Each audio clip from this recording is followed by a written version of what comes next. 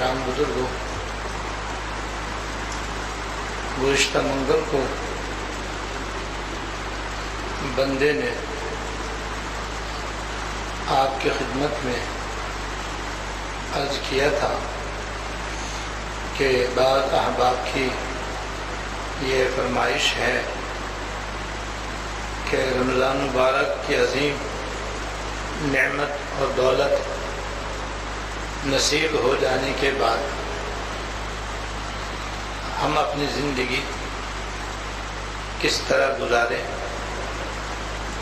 کن باتوں کو اپنے عمل میں لائیں اور کن کن باتوں سے اجتناب کریں، اس کے بارے میں کچھ باتیں بیان کر دی جائیں تاکہ رمضان شریف کی برکتیں، رحمتیں، عافیتیں ہم پر آئندہ سال تک قائم اور برقرار رہیں۔ اور حدیث شریف میں جو رمضان شریف کے بارے میں یہ فضیلت آئی ہے کہ جس کا رمضان شریف سلامتی سے گزر گیا اس کا پورا سال سلامتی سے گزر جائے گا۔ اس لیے عارضی طور پر حیات المسلمین کی روح نمبر 23 کا بیان موقوف کیا گیا ہے۔ آج انشاءاللہ کوشش کی جائے گی کہ وہ امور آپ کی خدمت میں بیان کر دیے جائیں، اور بالفرض اگر کچھ باقی رہ گئے تو وہ انشاءاللہ آئندہ منگل کو بیان کر دیے جائیں گے۔ اس کے بعد پھر انشاءاللہ تعالی حسب ثابت حیات المسلمین کی روح نمبر 23 کی جو تشریح باقی ہے وہ انشاءاللہ تعالی عرض کی جائے گی۔ گزشتہ منگل کو یہ عرض کیا گیا تھا کہ اللہ پاک نے رمضان شریف کا مہینہ اور رمضان شریف میں ہمیں روزہ رکھنے، تراویح پڑھنے، سحری کھانے، افطار کرنے اور دوسری عبادتوں کے کرنے اور ان کے بے حساب اجر و ثواب عطا فرمانے اور لاکھوں مسلمانوں کو دوزخ سے بری فرمانے، جنت عطا فرمانے کے بارے میں بس ایک ہی بات ارشاد فرمائی ہے،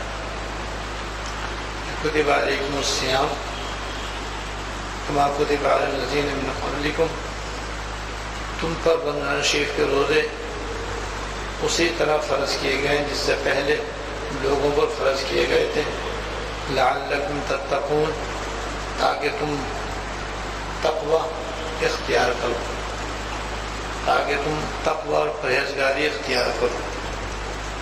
یعنی اللہ پاک نے رمضان شریف کا مہینہ متقی بننے کے لیے عطا فرمایا ہے، اور یہ پورا مہینہ ہمیں متقی بنانے کے لیے عطا فرمایا ہے۔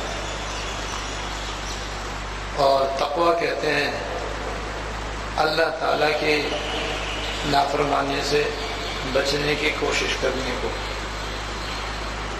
اللہ تعالیٰ کی تابعداری یا فرما برداری دو باتوں میں ہوتی ہے،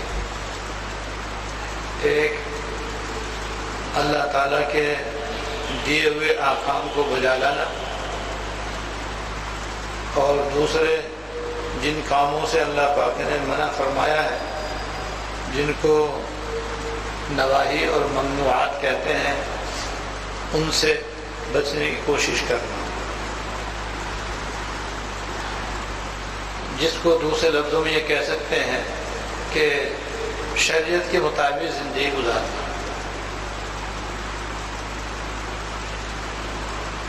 اور دین کے جو 5 شعبے ہیں، ہر شعبے میں اللہ تعالیٰ کی پوری تابعداری کرنے کی کوشش کرنا اور اس کی نافرمانی سے بچنا۔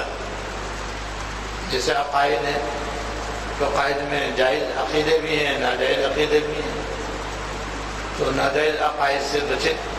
جیسے گمراہ فرقوں کے عموماً ناجائز عقیدے ہوتے ہیں، اور اہل سنت والجماعت کے عقائد برحق اور درست اور صحیح ہیں، تو عقائد میں بھی ہر مسلمان مرد عورت صحیح عقائد کا پابند ہو اور اہل بدعت کے گمراہ فرقوں کے غلط عقیدوں سے پرہیز کرے۔ عبادات کے اندر بھی عبادتیں جائز بھی ہیں، ناجائز بھی ہیں، شرع کے مطابق بھی ہیں، خلاف شرع بھی ہیں۔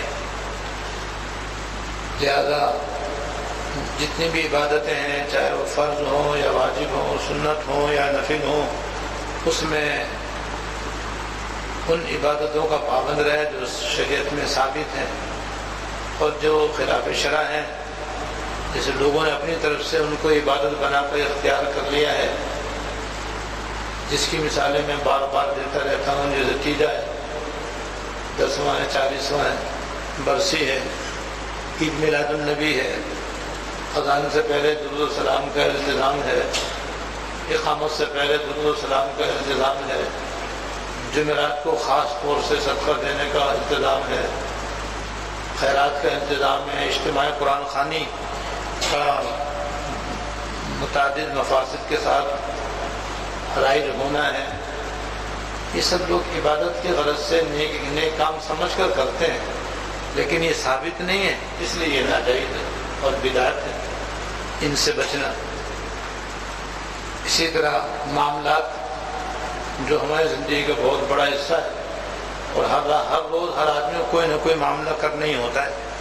معاملات کے اندر خریدنا، بیچنا، تجارت کرنا، کاروبار کرنا، ملازمت کرنا، زراعت کرنا، نوکری کرنا، جاب کرنا، مزدوری کرنا، رکشہ چلانا، گاڑی چلانا، یہ سارے معاملات ہیں۔ ان معاملات میں جائز بھی ہے، ناجائز بھی ہے، حلال بھی ہے، حرام بھی ہے، تو جائز معاملات کرنا، ناجائز معاملات سے بچنا۔ اسی طریقے سے معاشرت ہے جو روزانہ ہمارا اس کے اندر زندگی کا بہت بڑا حصہ گزرتا ہے، اس معاشرت کے اندر بھی جائز ہے، ناجائز ہے، حلال ہے، حرام ہے، نیکی ہے، بدی ہے، اس میں ہم جو شرعی احکام ہیں معاشرت کے وہ بجا لائیں، اور جو اہل معاشرت کے حقوق ہیں ان کو ادا کریں، جو ان کے حق تلفیاں ہیں اور اللہ تعالیٰ کے حکم سے، اللہ تعالیٰ کی طرف سے ان کی ممانعت ہے، ان سے اپنے آپ کو بچائیں۔ اور 5واں شعبہ ہے اخلاق و عادات کا، کہ ہر آدمی کے اندر اللہ پاک نے ایک دل رکھا ہے، اور دل کے 2 قسمیں، ایک جسمانی ایک روحانی۔ جسمانی دل میں تو بس دل دھڑکتا ہے اور وہ خون جسم کے اندر پھینکتا ہے، اور جسم کے رگ رگ میں خون پہنچاتا ہے اور کھینچتا ہے۔ ایک تو یہ دل ہے جو ہمارے جسم کے اندر ہے، اسی کے ساتھ ساتھ ایک معنوی اور روحانی دل بھی ہے، جس کو دل کی دنیا کہتے ہیں، جس کے اندر جس میں انسان کے دل کے اندر ایک پوری دنیا بسی ہوئی، ایک پورا جہان آباد ہے، اور طرح طرح کی خواہشات ہیں، طرح طرح کی امنگیں ہیں، طرح طرح کی تمنائیں ہیں جو انسان کے دل کے اندر پیدا ہوتی ہیں۔ پھر اس میں کچھ جائز بھی ہیں، کچھ ناجائز بھی ہیں، کچھ اچھی بھی ہیں، کچھ بری بھی ہیں، اور اسی روحانی اور معنوی دل کے اندر اچھے اچھے اخلاق بھی پیدا ہوتے ہیں، اور بڑے بڑے باطنی گناہ بھی پیدا ہوتے ہیں۔ وہیں حسد ہوتا ہے، وہیں بغض ہوتا ہے، وہیں کینہ ہوتا ہے، وہیں حسد ہوتا ہے، وہیں دنیا کی محبت غالب ہوتی ہے، وہیں آخر سے غفلت پیدا ہوتی ہے، وہیں دوسروں پر ناحق غصہ آتا ہے، بعد میں پھر ہاتھ پیر آنکھوں سے اس کا ظہور ہوتا ہے، لیکن اصل میں غصہ نفرت یہ دل کے اندر ہوتا ہے، پھر دل سے باہر ظاہر ہوتا ہے۔ حرص ہے، ہوس ہے، لالچ ہے، بخل ہے، کنجوسی ہے، یہ سب انسان کے روحانی دل کے اندر یہ اچھی برائیاں پیدا ہوتی ہیں، اس کے مقابلے میں اچھائیاں پیدا ہوتی ہیں۔ دل میں تکبر ہوتا ہے تو اس کے مقابلے میں تواضع پیدا ہوتی ہے۔ تواضع ایک بہت ہی اعلیٰ اور عمدہ اور بہترین خصلت ہے۔ آخرت کی فکر، اللہ تعالیٰ کی محبت، اللہ تعالیٰ کے رسول کی محبت، یہ وہ بہترین عادت اور خصلت ہے جو انسان کے دل کے اندر ہوتی ہے، اور اسی کی وجہ سے پھر آدمی اللہ تعالیٰ کی دل و جان سے تابعداری کرتا ہے، فرما برداری کرتا ہے، ذکر کرتا ہے، تلاوت کرتا ہے، دعائیں کرتا ہے۔ یہ سب اصل میں دل سے ہوتا ہے۔ تو یہ جو اندر ہمارے ایک دل ہے، اس دل کی درستی اور اس کا تزکیہ، اس کی تربیت، اس کی اصلاح، تاکہ اچھے اچھے اخلاق پیدا ہوں، بد اخلاقیاں ختم ہو جائیں یا کم از کم مغلوب ہو جائیں، یہ بھی تقوی کے اندر داخل ہے۔ تو تقوی گویا ہماری ساری زندگی پر حاوی ہے۔ ہر شعبہ زندگی میں ہم متقی ہوں، ہر شعبہ زندگی میں ہم تقوی کو اختیار کرنے والے ہوں، تو پھر تقوی کے وہ فضائل ہیں، وہ فوائد ہیں جن میں سے چند میں نے گزشتہ منگل کو آپ کو بیان فرمایا۔ دنیا کی بھی صلاح و فلاح، مرنے کے بعد کی بھی عافیت ہی عافیت، میدان محشر میں بھی سکون ہی سکون، الا ان اولیاء اللہ لا خوف علیہم ولا هم یحزنون کی بشارت، عرش الہی کا سایہ، حضور کے حوض کوثر سے جامع کوثر عطا، اور آپ کی ہمراہی نصیب، عافیت سے پلسرات سے گزرنا، عزت و احترام کے ساتھ حضور کی ہمراہی میں دیگر امتوں کے مقابلے میں سب سے پہلے جنت میں داخل ہونا، اور پھر جنت کی انگنت اور بے شمار نعمتیں، جتنا بڑا تقوی اتنی بڑا جنت اتنی زیادہ اس کو ملے گی، جتنا کوئی متقی ہوگا اتنا ہی اس کو جنت کے اندر نعمتیں عطا ہوں گی۔ تو یہ تقوی جو ہے یہ دراصل پورے دین کا دوسرا نام ہے۔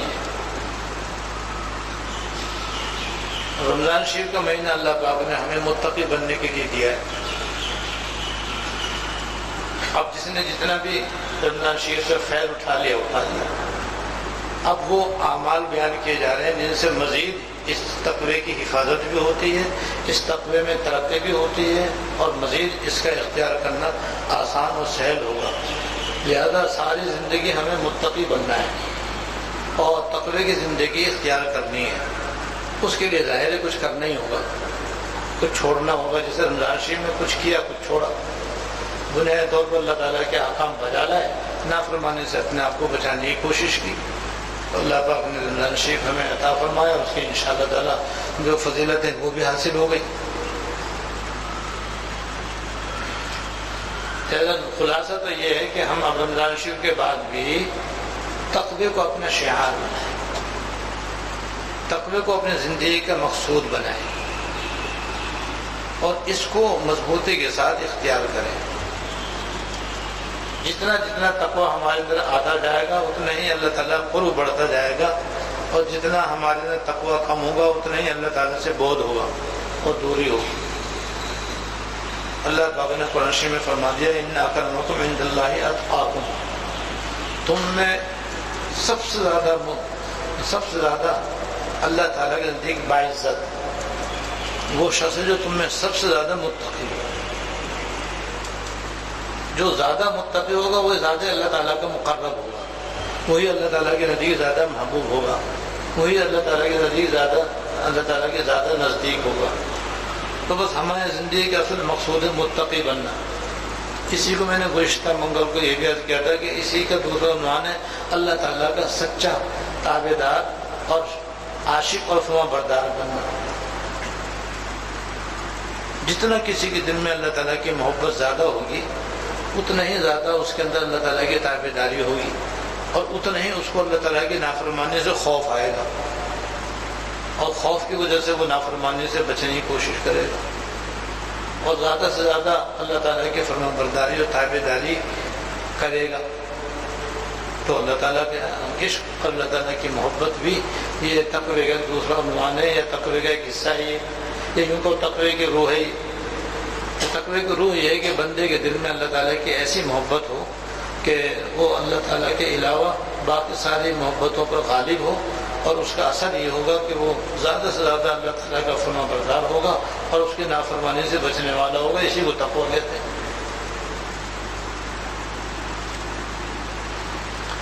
تو اس سلسلے میں اب چند اعمال آپ کی خدمت میں بیان کیے جا رہے ہیں جن سے اس صفت تقوی میں مزید اضافہ ہوگا، اور انشاءاللہ تعالیٰ اس میں ترقی ہوگی۔ اللہ تعالیٰ ہم سب کو ان باتوں پر عمل کی توفیق عطا فرمائے۔ ان اعمال میں سے ایک عمل وہ ہے جس کا تعلق عام زندگی سے ہے، روزانہ کی زندگی سے ہے، اور وہ ہے ہر مسلمان مرد کو چاہیے کہ روزانہ 5 نمازیں باجماعت ادا کرنے کا اہتمام کریں، اور خواتین اپنے اپنے گھروں میں وقت مستحب میں نماز ادا کرنے کا اہتمام کریں. مرد حضرات نماز قضا بھی نہ ہونے دیں، جماعت فوت بھی نہ ہونے دیں، لے کے معتبر عذر. خواتین بھی نہ نماز ادا کریں، نہ ہی نماز کو اس کے وقت مستحب سے بلا عذر معتبر مؤخر کریں. شرعی عذر ہو تو الگ بات ہے. جیسے رمضان شریف میں ہم نہیں دیکھ رہے تھے کہ اپنے چاروں طرف دیکھتے تھے کہ عام مسلمان بھی پانچوں نمازیں مسجد میں جا کر با جماعت اور بعض مسلمان تکبیر خلا کے ساتھ ادا کرنے کا اہتمام کرتے تھے. خواتین بھی گھروں کے اندر سارے کام چھوڑ کر کے پانچوں نمازیں اپنے وقت کے اندر ادا کرتی اور تراویح بڑے اہتمام کے ساتھ ادا کر رہی تھی.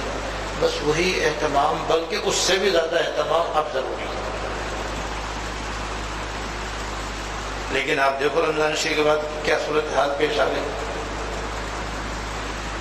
کہ روزانہ رمضان شریف میں فجر کی نماز بھی نمازیوں سے بھری، فجر کی نماز میں بھی مسجد نمازیوں سے بھری رہتی تھی. اور پہلی صف میں پہنچنا آسان کام نہیں تھا، لگے کہ آدھا گھنٹہ پہلے آدمی مسجد میں آئے. ورنہ تو ماشاءاللہ بعض نمازی ایسے صف اول اور تکبیر اولیٰ کے عادی تھے کہ بس وہ اذان سے پہلے ہی صف اول کے اندر بیٹھ جاتے تھے. اور ذرا بھی کسی کو دیر ہو جاتی تو پھر دوسری تیسری صف میں اسے جگہ ملتی تھی. رمضان گزرتی عید کی فجر میں آپ نے اپنی مسجدیں دیکھ لی ہوں گی کہ اگر مسجد میں 10 صفیں تھیں ایک دن پہلے، دوسرے دن تھی 1 صف 1.5 صف، بہت سے بہت 2 صف 3 صف، بس باقی صفیں کہاں غائب ہو گئی. ان سب نے جماعت کی پابندی ترک کر دی. اب بھی تقریباً صورتحال یہی ہے کہ بیشتر مسجدوں کے اندر ابھی تک وہ صورتحال نمازیوں کی واپس نہیں آئی جو رمضان مبارک میں آئی تھی. کیا ہو گیا؟ غفلت ہو گئی، لاپرواہی ہو گئی، بے توجہی ہو گئی. اور اللہ پاک نے اپنی رحمت سے جو نماز باجماعت کی ہمیں پابندی 1 مہینے کرائی تھی، انہوں نے اس کا فائدہ حاصل نہیں کیا اور اپنی لاپرواہی کی وجہ سے اس کو ترک کر دیا اور پھر دنیا کے کاموں میں ایسے مشغول ہو گئے کہ تکبیر اولیٰ تو بہت پہلے چلی گئی، جماعت کا بھی کہیں اہتمام ہے کہیں اہتمام نہیں ہے. اور بعض مسلمان خواتین حضرات ایسے بھی جن کی فجر کی نمازیں قضا ہو رہی ہیں، عشاء کی نمازیں غائب ہو رہی ہیں. جبکہ ہمارے دین میں عبادات کے اندر تمام عبادتوں کا سردار نماز ہے. اور یہی وہ فریضہ ہے کہ عبادات میں قیامت کے سب سے پہلے نماز کے بارے میں سوال کیا جائے کہ تم نماز کے پابند تھے یا نہیں. جس کی نماز پابندی سے ٹھیک ٹھیک ادا کرنے والی ہوگی اور اس کی نماز درست نکلے گی تو اس کے باقی عبادتیں بھی درست نکلتی چلی جائیں گی انشاءاللہ تعالیٰ. اور اگر کوئی نماز ہی کے اندر اٹک گیا تو باقی عبادتوں کے اندر بھی اس کا معاملہ مشکل سے مشکل تر ہوتا چلا جائے گا. وجہ کہ جو نماز کا پابند ہے تو روزے کا ہی پابند ہے، تو حج کا ہی پابندی کر سکتا ہے، روزے کی پابندی کر سکتا ہے، زکوٰۃ کی پابندی کر سکتا ہے. جو نماز کی پابند نہیں ہے تو باقی عبادتوں کا کیا اہتمام کرے گا؟ یہ ایک واضح سی بات ہے. اسی لیے عمر رضی اللہ تعالیٰ نے اپنے دور خلافت میں جب ان کی حکومت دنیا کے اکثر حصے پر آدھے حصے سے زیادہ بڑھتی، حضرت عمر رضی اللہ تعالیٰ کی حکومت دنیا کے آدھے سے زیادہ حصے پر تھی. وہ اکیلے اتنی بڑی سلطنت کے خلیفہ اور امیر المومنین تھے اور کوئی ان کا باڈی گارڈ نہیں تھا، کوئی ان کا محافظ نہیں تھا. مسجد نبوی میں کبھی کبھی وہ لیٹ جاتے تھے تو ایک اینٹ سر کے نیچے رکھ کر کے وہ لیٹے ہوئے ہوتے تھے.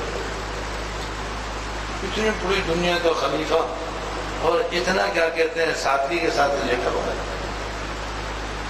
ایک دفعہ غیر مسلموں کے کسی شخص نے ان کو اس حالت میں لیٹا ہوا دیکھا تو تھکا گیا دیکھا. پوری سلطنت کا امیر اور بادشاہ اور اس قدر کیا کہتے ہیں بے خوف و خطر اور بغیر کسی محافظ اور نگران کے لیٹا ہوا.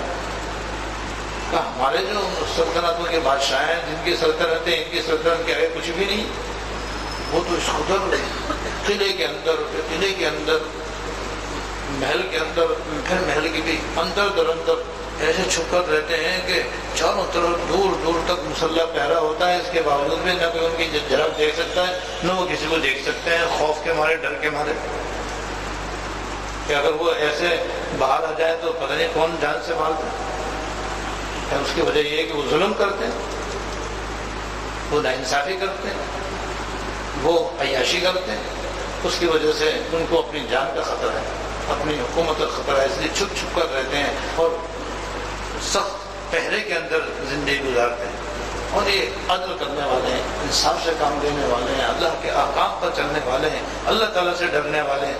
لہذا آج یہ بھی خوف و خطر سوئے ہوئے ہیں کہ حفاظت کرنے والے کی بھی ظاہری حفاظت کی بھی ضرورت ہے. اللہ تعالیٰ ان کے محافظ ہے. تو اتنے بڑے خلیفہ جن کے زمانے میں اللہ پاک نے اسلام کو عزت عطا فرمائی اور لوگ امن و امان میں آ گئے اور سکون و چین کا گہوارہ ان کی حکومت بنی. انہوں نے اپنے سارے گورنروں کو ایک آرڈر جاری کیا جو ہمارے حضرت سناتے رہتے تھے، جس سے خلاصہ ہے کہ ان امرکم عندی الصلاۃ. سارے گورنروں کو یہ فرمان جاری کیا کہ تمہارے جتنے بھی فرائض منصبی ہیں، جتنے بھی تمہاری ذمہ داریاں سرکاری طور پر جس کی انجام دہی تمہارے ذمہ لازم ہے، اس میں میرے نزدیک سب سے اہم تمہارا نماز کو اپنے وقت پر ادا کرنا ہے. کہ تم روز مرہ 5 نمازیں اپنے وقت پر ٹھیک ادا کرنے کا اہتمام کرو. یہ تمہارے فرائض میں میرے لیے سب سے اہم فریضہ ہے. اور حضور علیہ السلام کی سنت یہ ہے اور یہی حضرات خلفائے راشدین کی سنت ہے کہ حضور بھی اپنی حیات طیبہ میں جب تک آپ صحت مند تھے 5 نمازیں مسجد میں باجماعت خود امامت فرمایا کرتے تھے اور آپ کے ابتدا میں صحابہ کرام نمازیں ادا کرتے تھے. یہ حضور کی سنت ہے اور دائمی سنت ہے آپ کی. اور آپ کے بعد حضرت صدیق اکبر رضی اللہ تعالیٰ اور باقی حضرات خلفائے راشدین جن میں حضرت عمر فاروق رضی اللہ تعالیٰ بھی 5 نمازیں خود حضرت عمر رضی اللہ تعالیٰ حضور کے مصلی پر کھڑے ہو کر کے امامت فرمایا کرتے تھے. باقی صحابہ آپ کی ابتدا میں نمازیں پڑھا کرتے تھے.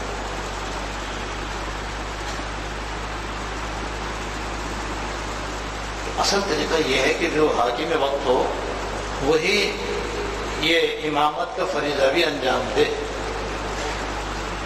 لیکن پھر بعد میں مسلمانوں میں کمزوری آ گئی ہے، پھر حکومت الگ ہو گئی، امامت الگ ہو گئی، اس لیے اب امام دوسرے ہوتے ہیں، حکمران دوسرے ہوتے ہیں، ان میں کچھ نمازی کچھ غیر نمازی. تو حضرت عمر رضی اللہ تعالیٰ نے اپنے سارے خلفاء کو، اپنے سارے وزراء کو، عمراء کو، گورنروں کو یہ حکم نامہ جاری فرمایا کہ تمہارے سرکاری فرائض میں سب سے اہم فرض میرے نزدیک تمہارا نماز باجماعت ادا کرنے کا اہتمام ہے. لہذا اس کو ادا کرو، اس کی ادائیگی کا اہتمام کرو. لہذا جو اس کو ادا کرے گا تو میں سمجھتا ہوں کہ وہ باقی فرائض بھی خوش اسلوبی سے انجام دے گا. فمن ضیعها فهو لما سواها اضیع.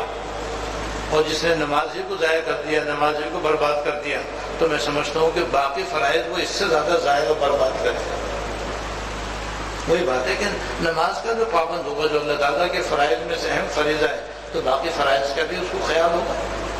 ہم دیکھتے ہیں جو نماز کا معلومات کا پابند ہوتا ہے تو وہ روزے بھی رکھتا ہے، وہ نوافل بھی پڑھتا ہے، وہ سنتیں بھی پڑھتا ہے، وہ تسبیحات بھی پڑھتا ہے، وہ تلاوت بھی کرتا ہے، وہ روزے بھی رکھتا ہے، وہ زکوٰۃ بھی دیتا ہے، وہ حج بھی کرتا ہے. اور عام طور پر جو بے نمازی ہوتا ہے وہ دین کی دوسری باتوں کے اندر بھی کوڑا ہوتا ہے اور ان سے بھی وہ دور ہوتا ہے اور طرح طرح کے گناہوں میں ڈوبا رہتا ہے. یہ نماز بڑی اہم چیز ہے بھائی. اس کا تعلق ہمارے مسلمان ہونے سے ہے. جب ہم مسلمان ہیں تو بس ہم پر پہلا فریضہ اللہ تعالیٰ کا یہی ہے کہ ہم تمام نمازیں باجماعت مع تکبیر اولیٰ کے ادا کریں تو بہت ہی اچھا ہے، ورنہ کم از کم باجماعت ادا کرنے کا اہتمام کریں. اس میں نہ ہماری دکان رکاوٹ ڈالے، نہ دکان رکاوٹ بنے، نہ ملازمت رکاوٹ بنے، نہ نوکری رکاوٹ بنے، نہ زراعت رکاوٹ بنے، نہ تفریح رکاوٹ بنے، نہ کوئی شادی بیاہ کی تقریب رکاوٹ بنے، نہ مہمانوں کی آمد رکاوٹ بنے۔ دنیا کی کوئی چیز اس میں رکاوٹ نہیں بننی چاہیے، کیونکہ یہ فرض ہے۔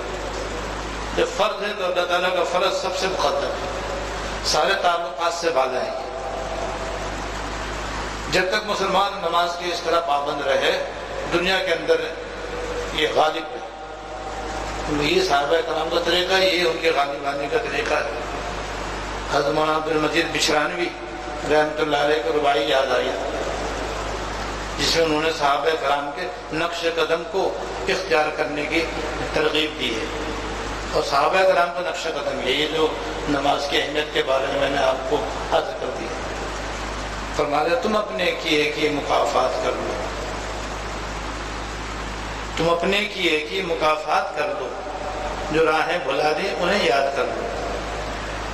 اب تک تم نے نماز کے بارے میں، دین کے بارے میں، احکام دین کے بارے میں جو جو کوتاہیاں تم سے ہوئی ہیں، غفلتیں ہوئی ہیں، ان سب کو دور کر لو اور ان کی تلافی کر کے اپنے آپ کو درست اور صحیح کر لو، اور اپنے آپ کو احکام دین پر چلنے کا پابند بنا لو۔ تم اپنے کیے کی مکافات کر لو، جو راہیں بھلا دی انہیں یاد کر لو۔ طریقے صحابہ پہ آ جاؤ گے تم، طریقے صحابہ پہ آ جاؤ گے تم تو پھر ساری دنیا پہ چھا جاؤ گے تم۔ تو جب صحابہ کرام دنیا کے اندر حاکم تھے تو دنیا کے اکثر حصے پر ان کی حکومت تھی، اور جب سے صحابہ کرام کا دور گیا، یعنی ان کے نقش قدم مسلمان حکمرانوں نے ترک کر دیا، اور دنیا میں بے شمار مسلمان ممالک ہیں، اور اس کے اندر بہت سارے لوگ حاکم ہیں، لیکن دنیا میں انتہائی ذلیل و خوار اور رسوا، ناکام و نامراد ہے۔ یہ صحابہ کرام کا نقش قدم چھوڑنے کی وجہ سے ہے یہ سب کچھ۔ صحابہ کرام کے نقش قدم میں اور حضور کی تعلیمات میں، قرآن و حدیث کی باتوں میں سب سے اہم یہ ہے کہ ہر مسلمان مرد عورت نماز باجماعت کا پابند ہو۔ عورتیں اپنے گھروں میں اپنی نمازیں اکیلے پڑھیں، اور مرد حضرات جہاں بھی ہوں نماز باجماعت کا اہتمام کریں۔ نماز باجماعت کے اہتمام کے بارے میں مجھے اپنے حضرت رحمۃ اللہ علیہ کا سنایا ہوا ایک واقعہ یاد آئی ہے۔ حضرت کبھی کبھی شیخ حداد رحمۃ اللہ علیہ کا واقعہ سنایا کرتے ہیں۔ حداد کہتے ہیں اردو میں لوہار کو، عربی میں کہتے ہیں حداد، اردو میں کہتے ہیں لوہار۔ وہ سب جانتے ہیں کہ لوہار کا کام یہ ہوتا ہے کہ وہ لوہا بھٹی کے اندر گرم کرتا ہے، جب وہ انگارہ بن جاتا ہے تو اس کو نکال کر کے آئرن پہ رکھتا ہے، اور موٹے سارے ہتھوڑے سے اس کو کوٹتا ہے اور پیٹتا ہے، جس کی وجہ سے پھر اس کے ذریعے کہیں چھریاں بناتا ہے، کہیں کانٹے بناتا ہے، کہیں درانتی بناتا ہے، کہیں آری بناتا ہے، جو چاہتا ہے پھر وہ لوہے کے ذریعے کل پرزے بناتا ہے۔ دیہات میں آپ نے آج بھی یہ منظر دیکھا ہوگا، جگہ جگہ لوہار بیٹھے ہوتے ہیں اور وہ مختلف چیزیں بنا کے بیچتے رہتے ہیں۔ تو یہ حضرت بھی لوہار تھے، میرے تھے حیدرآباد میں، تو ان کا حضرت واقعہ سناتے تھے کہ ان کا یہ حال تھا نماز کی پابندی کا، کہ انہوں نے زنبور کے ذریعے بھٹی میں سے لال رنگ کا لوہا نکالا اور اس کو آئرن پہ رکھا، اور اس کو موڑنے توڑنے کے لیے، چپٹا کرنے کے لیے انہوں نے بھاری ہتھوڑا اٹھایا، اور ابھی ہتھوڑا یہاں آیا، اتنے میں کان میں اذان کی آواز آ گئی تو پیچھے چھوڑ دیا۔ یہ نہیں کہ لاؤ ایک مارتوں میں اس کی استعمالی کرو، نہیں بھائی، اب فلاح نماز کی طرف، اب حکم نماز کی طرف جانے کا ہے، لہذا ہتھوڑے کو پیچھے چھوڑ دیا کرتے تھے، ایک ضرب بھی استعمال نہیں کرتے تھے۔ حالانکہ جیسے یہاں پیچھے چھوڑنا ہے، یہاں بھی تو پھینکا جا سکتا ہے، ایک مار تو لگ سکتی ہے اس کے اندر بھی، ایسے بھی نہیں کرتے۔ یہ ہے حضرت شیخ حداد رحمۃ اللہ علیہ، کہ ان کا لوہاری کا پیشہ جو تھا وہ ان کو نماز باجماعت سے روکتا نہیں تھا، اور ایک نہیں ہزاروں اکابر کو میں نے دیکھا اور سنا، اور ان کا عمل بھی دیکھا الحمدللہ، تو بڑے بڑے ان کی دکانیں تھیں، کاروبار تھا، لیکن اذان ہوئی اور انہوں نے دکان کو تالا لگایا اور مسجد میں پہنچ گئے۔ باہر فالتو سامان رکھتے ہی نہیں تھے، تاکہ اذان کے بعد دکان بند کرنے میں کوئی تکلیف نہ ہو۔ بس اذان ہوئی اور انہوں نے دکان کو کنڈی لگائی، تالا لگایا، مسجد میں پہنچے. اور اگر کسی وجہ سے دکان بند کرنا مشکل ہوتا تو بس ایک کپڑا تھا، وہ کپڑا سامان کے اوپر ڈھک دیا، وہ ڈھکنے کے بعد سیدھے مسجد میں اور نماز پڑھی، واپس آ کر کپڑا ہٹایا، پھر دکان پہ بیٹھ گئے. یہ ہے ہمارے ایمان کا تقاضا، یہ ہے ہمارے دین کی تعلیم. یہ حاصل ہے عمر رضی اللہ تعالیٰ نے ارشاد کا کہ دنیا کی کوئی مصروفیت، کوئی مشغولیت اس فریضے کے انجام دینے میں رکاوٹ نہ بنے.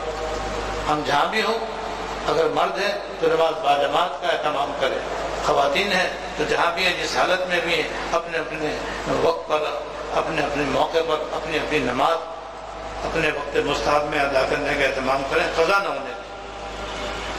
اب نمازی کوتاہی میں ایک بہت مشہور و معروف بات بتلاتا ہوں آپ. جو لوگ نماز نہیں پڑھتے ان کے تو کچھ کہہ نہیں، پڑھتے ہی ہیں تو ان سے کیا کہنا. دعائیں کرتے ہیں کہ اللہ تعالیٰ انہیں بھی توفیق دے، ہمیں بھی مرتبہ تک توفیق دے. لیکن میں ان کی بات کر رہا ہوں جو اپنے گھر میں ہوتے ہیں تو پانچوں نمازیں جماعت کے ساتھ ادا کرنے کا اہتمام کرتے ہیں. یہ کم از کم یہ ہے کہ قضا نہیں ہونے دیتے.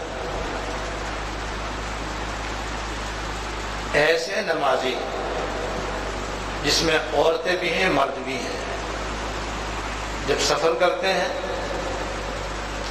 چاہے وہ بس سے سفر کرتے ہیں، چاہے ویگن میں بیٹھے ہوں، چاہے ٹرین میں بیٹھے ہوں، چاہے جہاز میں بیٹھے ہوں، آپ ان میں سے دیکھیں کہ کتنے آدمی نماز پڑھنے والے ہوں.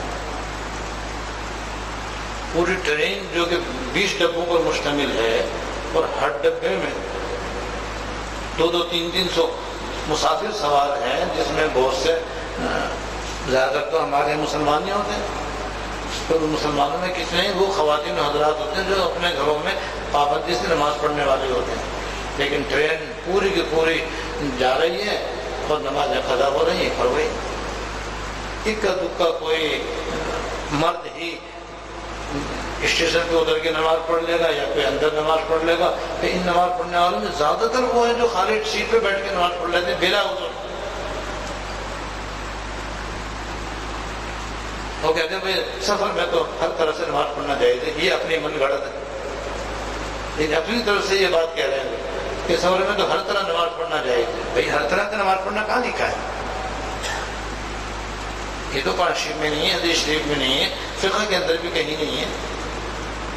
یہ اپنی طرف سے انہوں نے جواب بنا لیا کہ سفر میں تو ہر طرح سے نماز پڑھنا چاہیے. یعنی چاہے کھڑے ہونے کی طاقت ہو، کھانے کے لیے بھی اتر رہے ہیں، پینے کے لیے بھی بوتل لا رہے ہیں، اور پان لینے کے لیے بھی جا رہے ہیں، سگریٹ کے واسطے بھی اتر رہے ہیں، استنجا کرنے کے لیے بیت الخلا میں جا رہے ہیں، نماز بیٹھ کے پڑھ رہے ہیں.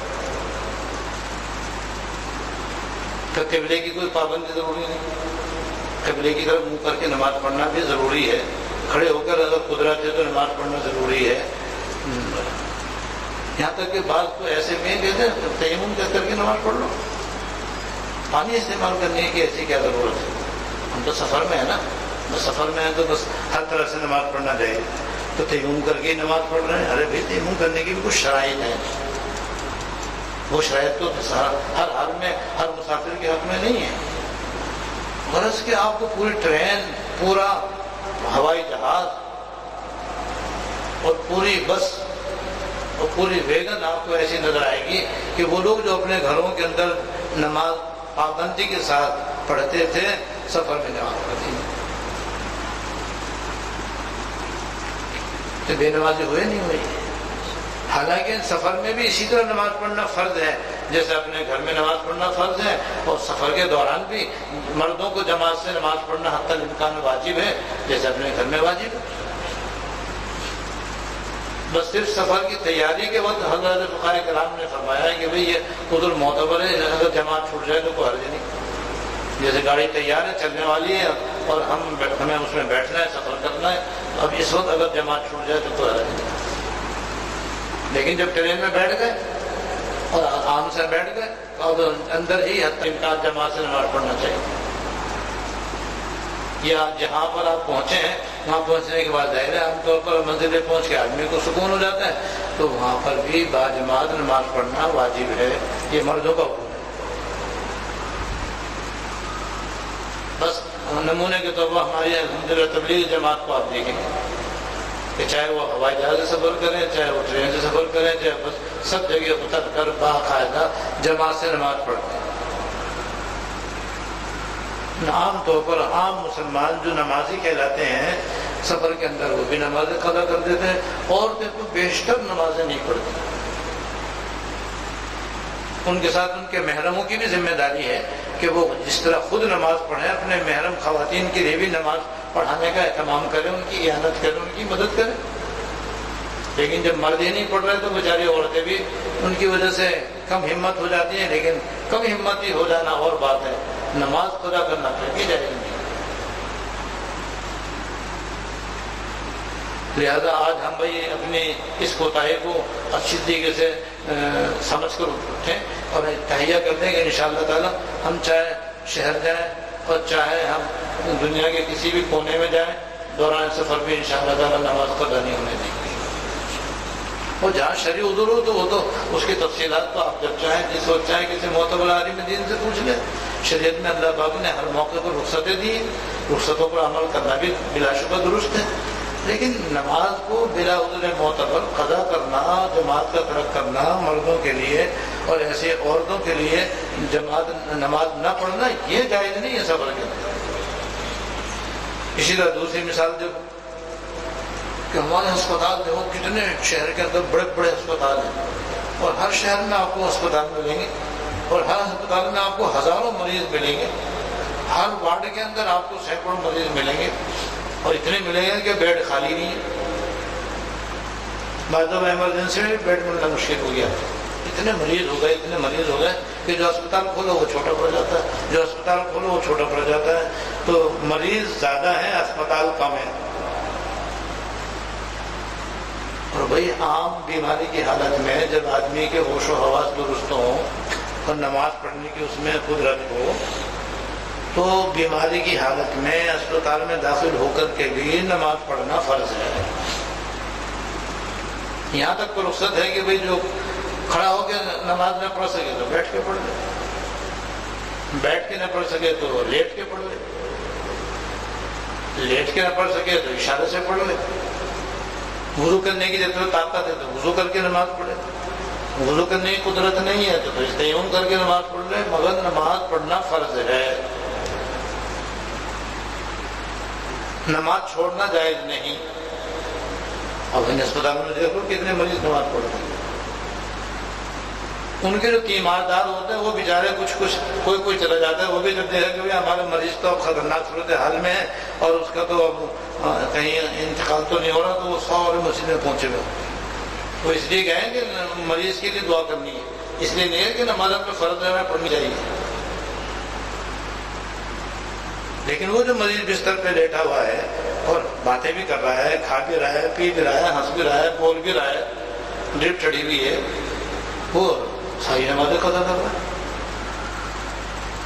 تو یہ ناجائز قضا کرنا اس طرح سے نماز۔ مریض پر بھی نماز فرض ہے، تیمارداروں پر بھی نماز فرض ہے، ڈاکٹروں پر بھی نماز فرض ہے، عملے پر بھی نماز فرض ہے، مگر رواج نہیں۔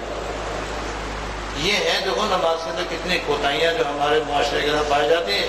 اسی طریقے سے گھر میں کوئی مہمان آ جائے تو گھر کی خواتین کے لیے یہ بہت بڑا بہانہ ہے نماز نہ پڑھنے کا۔ ان سے پوچھو بھائی تم نے نماز کیوں نہیں پڑھی؟ مہمان آ گئے تھے۔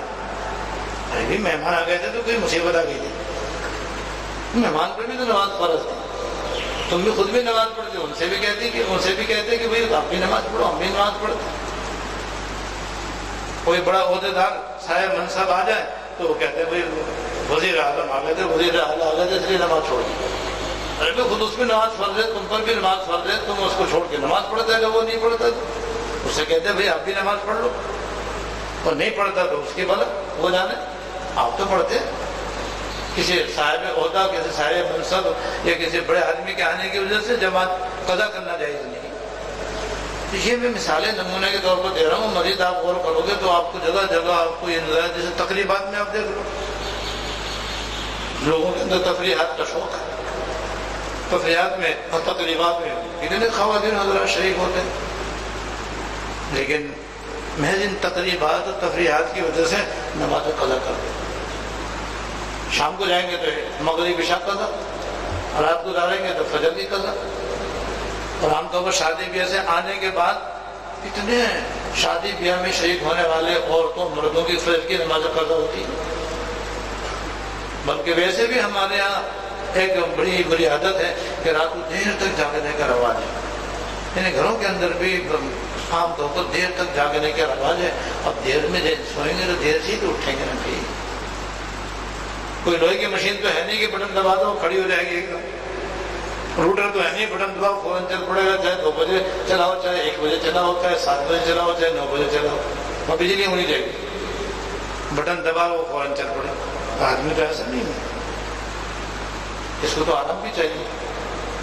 لہذا رات کو جب 2 بجے سوئیں گے تو میں پوچھوں 4 بجے پہ کیسے اٹھیں گے؟ چلو آج کل 5:20 پہ نماز ہو رہی ہے تو 5 بجے کیسے اٹھیں گے؟ وہ تو 7-8 بجے اٹھیں گے۔ یہ ہماری اپنی کوتاہی ہے۔ ہمارے گھر جو ہے رمضان شریف کے بعد دوبارہ اللہ بچائے پرانے طریقے پر آ گئے کہ رات بھر جاگنا اور سویرے فجر کی نماز قضا کرنا۔ عورتوں کی بھی نماز قضا ہو رہی ہے، مردوں کی بھی نماز قضا ہو رہی ہے۔ خلاصہ یہ کہ بھئی یہ ہماری بہت بڑی کوتاہی ہے اور یہ بالکل ناجائز ہے اور خلاف شرع ہے۔ اور نماز نہ پڑھنے کا جو عذاب اور وبال ہے، ایک حدیث میں ہے کہ نماز نہ پڑھنے والے کو 15 قسم کا عذاب ہوتا ہے قبر کے اندر۔ تو جب قبر میں عذاب ہوگا تو دنیا میں کیسے سکون ملے گا؟ یہاں کیسے اس کو آرام ملے گا؟ یہاں کیسے اس کو راحت نصیب ہوگی؟ اس لیے ہم پہلا عمل یہ لے کر کے اٹھیں کہ انشاءاللہ تعالیٰ 5 نمازیں مرد حضرات باجماعت ادا کرنے کا اہتمام کریں گے، اور خواتین اپنے اپنے گھروں میں اپنے اپنے وقت پر وقت مستحب میں ادا کرنے کا اہتمام کریں گے۔ نماز باجماعت کے ساتھ ساتھ یہ بھی ہے کہ جو سنت موقدہ سنت غیر موقدہ ہیں اور دیگر نوافل ہیں ان کا بھی حسب موقع حسب سہولت اس کا بھی اہتمام کرنا چاہیے۔ سنت موقدہ تو پڑھنی ہی چاہیے، بس وہ تو سفر کے اندر اختیار ہو جاتا ہے کہ چاہے پڑھیں یا نہ پڑھیں، اور عام حالات میں وہ سنت موقدہ تو پڑھنی ہی چاہیے۔ سنت غیر موقدہ نفل کے درجے میں پڑھیں تو ثواب، نہ پڑھیں تو کوئی گناہ نہیں، لیکن جہاں تک ہو سکے ان کو پڑھنا چاہیے۔ ایسی جو عام نوافل ہیں اس کا بھی اپنے آپ کو ہمیشہ پابند رکھنا چاہیے اور ان کو نفل سمجھ کر ان کی پابندی کرنا چاہیے، کیوں ان نوافل کا بہت بڑا ثواب ہے۔ اب ان کے ثواب فضائل بیان کرنے کا بہت نہیں، بس اب میری بات مان لو اور مان کر کے حتی الامکان ان کی پابندی کرنی چاہیے۔ بس ایک فائدہ میں ضرور بتا دیتا ہوں، وہ ایسا ہے کہ جس کے ہم سخت محتاج ہیں، وہ یہ کہ جب قیامت کے میدان میں سب سے پہلے آدمی کی فرض نماز کے بارے میں سوال ہوگا تو بھائی جیسے ہم ویسے ہماری نماز، یقیناً ہماری نماز تو ناقص ہوگی، نامکمل ہوگی، اور ہرگز کیسے اللہ تعالیٰ کی شان کے لائق پوری اور مکمل ہوگی۔ اور اللہ تعالیٰ جب کامل ہے تو اپنے بندوں کی نماز بھی دیکھیں گے تو وہ دیکھیں گے کامل ہونی چاہیے۔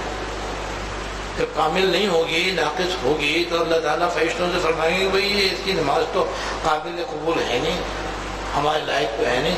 اچھا ویسا کرو، دیکھو اس نے کچھ نفلیں پڑھی ہی نہیں پڑھی۔ اگر اس کے پاس نوافل کا ذخیرہ ہوگا تو اس کے فرض نمازوں کے اندر جو کمی ہوگی وہ ان سے پوری کر دی جائے گی اور وہ فرض نماز میں پورا ہو جائے گا اور کامیاب ہو جائے گا انشاءاللہ۔ یہ بڑا فائدہ ہے۔ تو جتنی بھی سنتیں ہیں، جتنی بھی نفلیں ہیں، یہ ساری کی ساری آخرت میں ہمارے فرائض میں کمی بیشی دور کرنے کا ذریعہ بنے گی۔ یہ ایک ایسی فضیلت ہے، یہ اس کا ایسا زبردست فائدہ ہے کہ بس آدمی کو ساری زندگی جیسے فرائض و واجبات آدمی پورے ادا کرے، ساتھ ساتھ سنن و نوافل کبھی عادی بنے، کبھی کبھار کوئی معتبر عذر ہو چھوڑ دے تو کوئی حرج نہیں ہے، لیکن پابندی کرنی چاہیے۔ تیسرا عمل یہ ہے کہ ہر مسلمان کو چاہیے کہ روزانہ، بہتر تو یہ ہے کہ فجر کی نماز کے بعد، یہ فجر کی نماز سے پہلے روزانہ بلا نامہ فجر کی نماز سے پہلے یا فجر کی نماز کے بعد کچھ نہ کچھ قرآن کریم کی تلاوت کرنے کا معمول بنائیں۔ یہ اللہ پاک کے کلام کی تلاوت روزانہ بہت بڑی نعمت ہے۔ قرآن پاک کے اپنے رمضان شریف میں کتنے فضائل پڑھے اور سنے ہیں، ویسے بھی آپ قرآن شریف کے فضائل پڑھتے اور سنتے رہتے ہیں، سب سے بڑی فضیلت یہ ہے کہ اللہ تعالیٰ کا یہ اپنا کلام ہے، اور حدیث میں آتا ہے کہ جو کوئی قرآن شریف پڑھتا ہے تو اللہ تعالیٰ اس کی طرف اتنی توجہ دیتے ہیں کہ کسی اور کی طرف اتنی توجہ نہیں دیتے۔ اللہ تعالیٰ کی توجہ کسی کو نصیب ہو جانا یہ بہت بڑی نعمت ہے۔ بس سمجھو اس کی تو کشتی پار کرنے کا نسخہ ہے، کیونکہ اللہ تعالیٰ کی نظر جس پر جم جائے اس کا تو بیڑا ہی پار۔ ہمارے حضرت رحمۃ اللہ علیہ حضرت موسیٰ علیہ السلام کے واقعے میں یہ بات سنایا کرتے تھے، کبھی کبھی فرمایا کرتے تھے کہ سب جانتے ہیں کہ حضرت موسیٰ علیہ السلام کوہ طور پہ تشریف لے گئے تھے، اور اللہ تعالیٰ سے وہاں جا کر کے ہم کلام ہوئے، اور اللہ پاک نے ان سے دریافت کیا کہ وما تلک بیمینک یا موسیٰ، اے موسیٰ تمہارے دائیں ہاتھ میں کیا چیز ہے؟ حضرت موسیٰ علیہ السلام نے جواب دیا قال ہی عصایا، یا اللہ یہ میری لاٹھی ہے، اتوکل علیہا، میں اس کی ٹیک لگاتا ہوں، وأحش بها علی غنمی، اور اپنی بکریوں کے لیے اس لاٹھی کے ذریعے پتے جھاڑتا ہوں، ولی فیہا معارب اخری، اور بھی اس میں میرے بہت سارے کام ہیں جو میں اس کے ذریعے دیتا ہوں۔ تو اللہ پاک نے تو بہت اختصار سے اور اجمال سے اس بات کو بیان فرمایا کہ بھئی 3 باتیں انہوں نے جواب میں عرض کی کہ میں ٹیک لگاتا ہوں، پتے جھاڑتا ہوں، اور بھی بہت سے کام لیتا ہوں۔ تو حضرت فرماتے تھے کہ بعض مفسرین نے اس مقام پر بتایا ہے اور لکھا ہے کہ حضرت موسیٰ علیہ السلام نے اس وقت اللہ تعالیٰ کو اپنی لاٹھی کے 300 فوائد گنوائے۔ کتنے؟ 300 فوائد گنوائے۔ یا اللہ میں اس لاٹھی کے ذریعے یہ کام بھی کرتا ہوں، یا اللہ یہ کام بھی کرتا ہوں، یا اللہ یہ کام بھی کرتا ہوں، بتاتے چلے گئے 300 فوائد بیان کر دیے۔ فرماتے تھے یہ 300 فوائد انہوں نے کیوں بیان کیے کہ 300 کو اللہ پاک نے 3 کے اندر مختصر کر کے بیان فرمایا۔ اللہ پاک کہتے ہیں کہ جب حضرت موسیٰ علیہ السلام نے اس لیے 300 فوائد بیان کیے کہ اس وقت اللہ تعالیٰ میری طرف متوجہ ہیں، اور یہ میرے لیے بہت بڑی دولت ہے، بہت بڑی نعمت ہے، اللہ تعالیٰ کی یہ توجہ خاص جو میری طرف ہو رہی ہے، کسی طرح میں اس کو دراز کروں۔ تو اللہ تعالیٰ کی توجہ کو اپنی طرف دراز کرنے کے لیے حضرت موسیٰ علیہ السلام نے 300 فوائد گنوا دی۔ تو اللہ تعالیٰ کسی پر مہربان ہو جائے اور اس پہ نظر کرم فرما دے تو بیڑا پار ہو جائے۔ اور قرآن شریف کی تلاوت کے بارے میں یہ حدیث میں آتا ہے کہ اللہ تعالیٰ اس بندے کی طرف سب سے زیادہ توجہ فرماتے ہیں اور اس کی تلاوت کو پوری توجہ کے ساتھ سنتے ہیں جو اللہ تعالیٰ کلام کی تلاوت کرتا ہے۔ تو اگر روزانہ ہمیں سویرے اللہ تعالیٰ کی توجہ خاص نصیب ہو جائے تو دن کیسا پھول کے ساتھ گزرے گا، اور رات کو بھی ہم سورہ ملک پڑھ کر کے سوئیں، سورہ دخان پڑھ کے سوئیں، سورہ سجدہ پڑھ کر کے سوئیں، تو صبح تک اللہ تعالیٰ کی اس خصوصی توجہ کی برکت نصیب رہے۔ اس لیے کلام پاک کی تلاوت ہمیں صبح شام کرنی چاہیے، کم از کم سویرے تو اس کا معمول بنا ہی رہے۔ اور ویسے تو ہر آدمی اپنی مصروفیت کے اعتبار سے جو چاہے مقدار مقرر کر لے، 7 پارے، 5 پارے، 3 پارے، 1 پارا، آدھا پاؤ، 1 رکوع، آدھا رکوع۔ آدھا رکوع پڑھنا مشکل نہیں ہے، چلو بھائی آدھا ہی پڑھو، لیکن پڑھنے کا معمول بناؤ، عادی بناؤ اپنے آپ کو اس کا کہ روز آنا قرآن شریف پڑھے بغیر ہمارا دن گزرے گا۔ ہمارے حضرت ڈاکٹر محمد عبدالحی عارفی قدس اللہ سرہ فرمایا کرتے تھے کہ جب تک قرآن شریف کی تلاوت کر کے روحانی ناشتہ نہیں کر لو تو میں جسمانی ناشتہ کرنے کا حق نہیں۔ سبحان اللہ، کیا پیاری بات ہے۔ اب ہمارا جسمانی ناشتہ تو کبھی نہ ہو، لازماً ہمیں سویرے پراٹھا اور انڈا چاہیے، یہ تو کبھی نہ ہو، تو روحانی ناشتہ کھائے تو بتاؤ سکون کہاں سے آئے گا، راحت کیسے ملے گی، عزت کیسے ملے گی، آؤں مدد کیسے ہوگی، سارے کام بنے کیسے، بنے ہوئے بگڑیں گے کام۔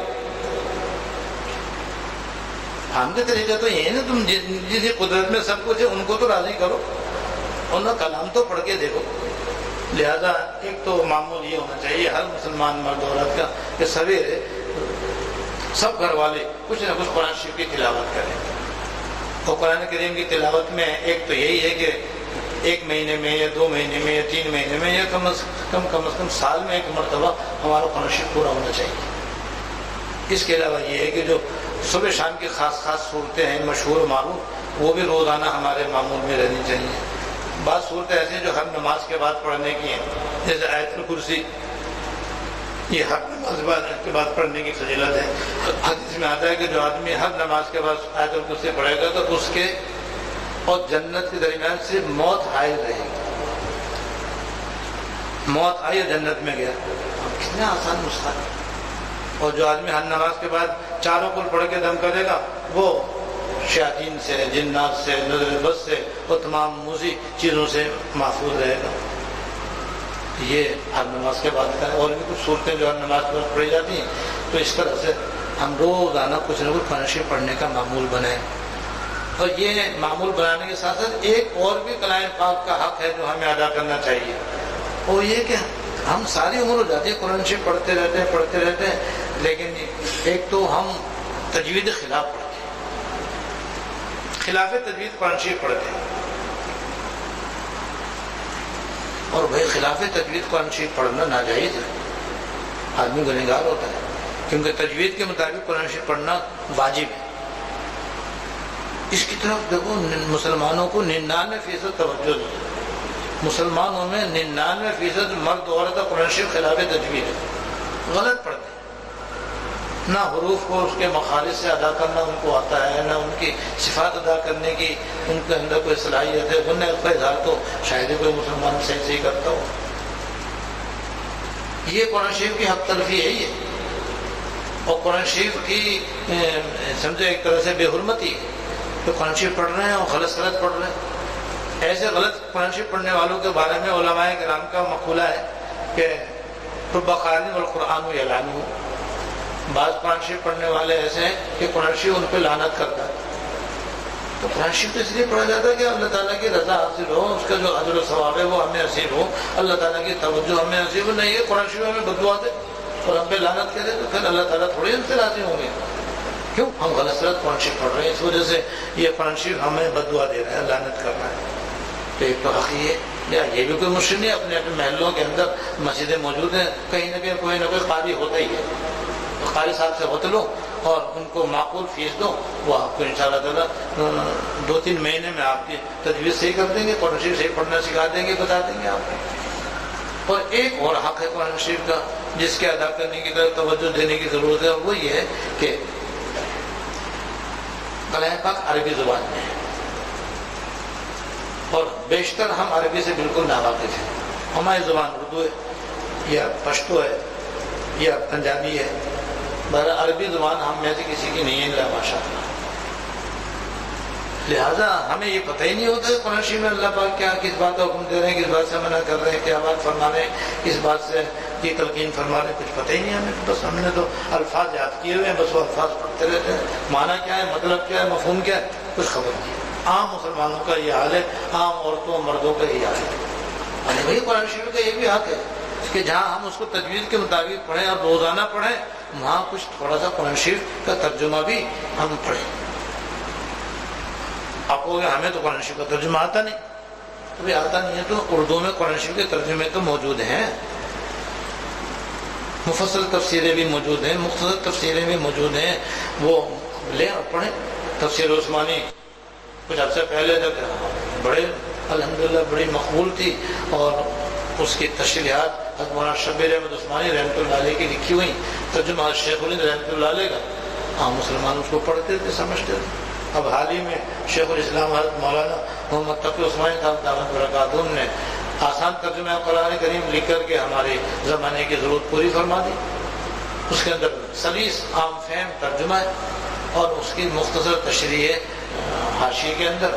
بس یہ ہم سب کے لیے نہایت کافی شافی ہے، عورتوں کے لیے بھی کافی ہے، مردوں کے لیے بھی کافی ہے۔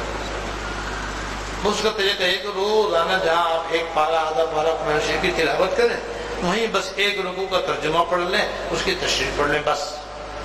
اور اگر کہیں کوئی بات پھر بھی سمجھ میں نہ آئے تو وہاں نشانی لگا لیں یا نشان رکھ لیں، اور پھر اپنے مقامی کسی عالم سے اس کو سمجھ لیں بھائی اتنا سا کرنا ہے۔